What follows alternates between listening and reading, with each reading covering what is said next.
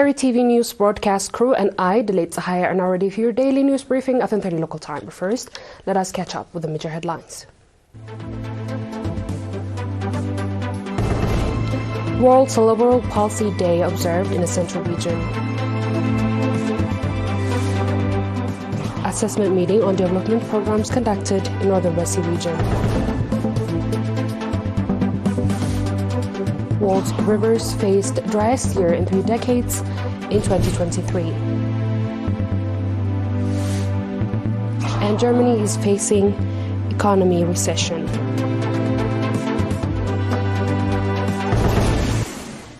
On our local news, World Cerebral Palsy Day observed globally on 6 October was marked in Karen and Sabah region at a regional level under the theme Change Your Perception, Ensure My Rights and Development. Ms. Gannet Habte, chairperson of the National Association of the Intellectual and Developmental Disabilities in the region, highlighted that the goal for the observance is to raise public awareness about cerebral disabilities and promote the development of citizens living in the condition. Additionally, it aimed to remind the public and the government institutions of the necessary measures that need to be taken to support the citizens. Ms. Gannet further explained that cerebral palsy is one of the most common physical disabilities affecting vulnerable populations. However, with the proper care and social support, individuals with cerebral palsy can make gradual progress. She added that the association is working in collaboration with various partners to help citizens living with disabilities become self-sufficient and productive members of the society. Mr. Kifla and Mikael, head of the Ministry of Education in the region, noted that while the responsibility of the educating citizens with disabilities lies with society as a whole, the ministry actively are working to ensure this participation in schools. Colonel Sfat Ingermay, Director General of Social Service in the region, emphasized the ongoing effort to provide appropriate social service to citizens living with a disability. He also called on partners to actively involve their children by enrolling them in the association. The Ansaba region, there is 289 citizens living with intellectual and developmental disabilities, of whom 95 have cerebral disability. The National Union of Eritrean Women branch in the Northern Red Sea region conducted an activity assessment meeting focusing on the efforts that made to enhance overall capacity of women in the challenge faced between 2018 and 2022. Mr. Razan Fasaha, Director General of Social Service in the region, stated that the purpose of the meeting was to review these activities carried out over the past 5 years and to put forward ideas and recommendations that could contribute to the development of future programs. Ms. Jum'a Mahmoud, head of the union's regional branch, presented a report on the activities conducted across 8 sectors, outlining both strengths and challenges encountered, along with strategic plan extended from 2023 to 2027.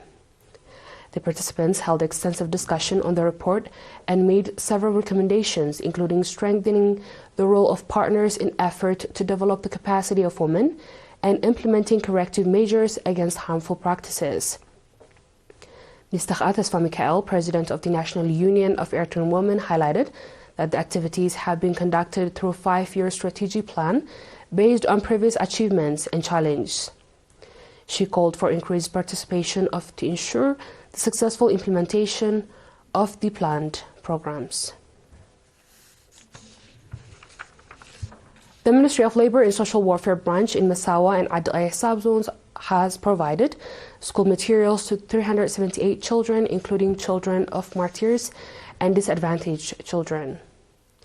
The support was distributed to 250 children in Massawa subzone and 128 children in Adaya subzone.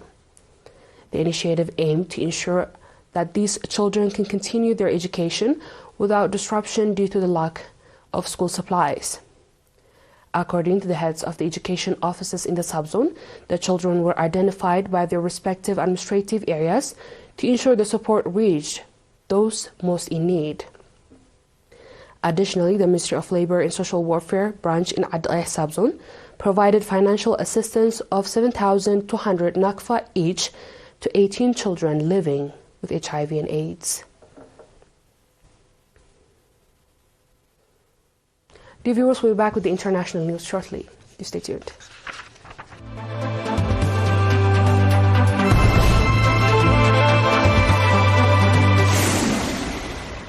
Welcome back. World Meteorological Organization said water cycles are becoming more erratic due to climate change as it calls for increased monitoring.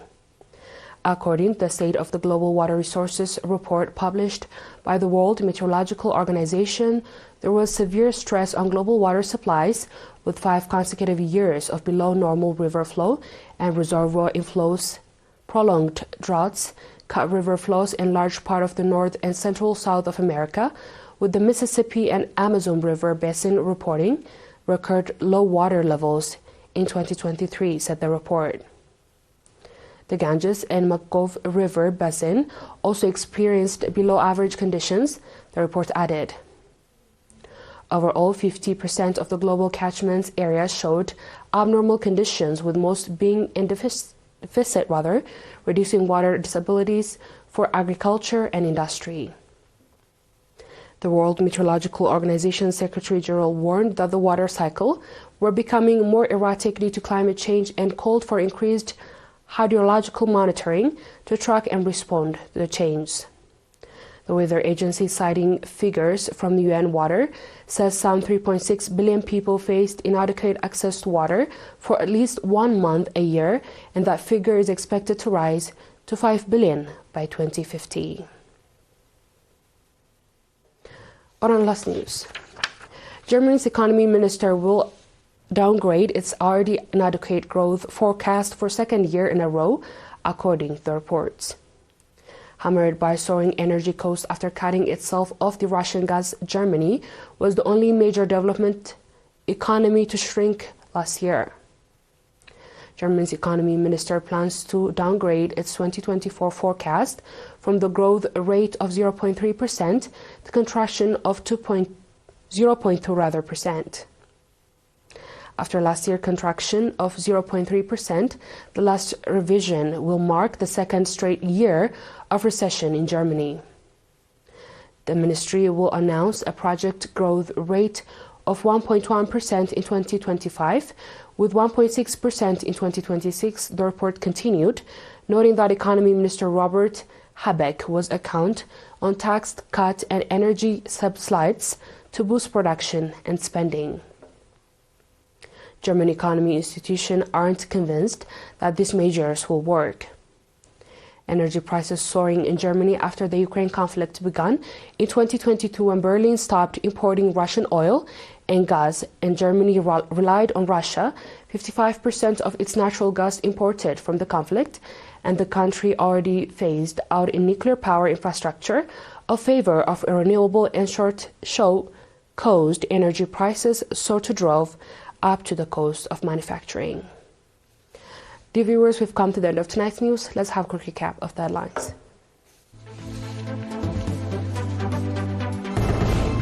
World Cerebral Palsy Day observed in the Central Region. Assessment meeting on development programs conducted in Northern Rescue Region. World's rivers faced driest year in 3 decades in 2023.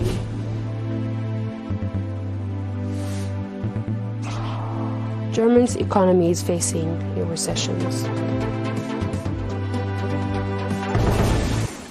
That wraps up our stories for tonight. Thanks for watching and have a good night.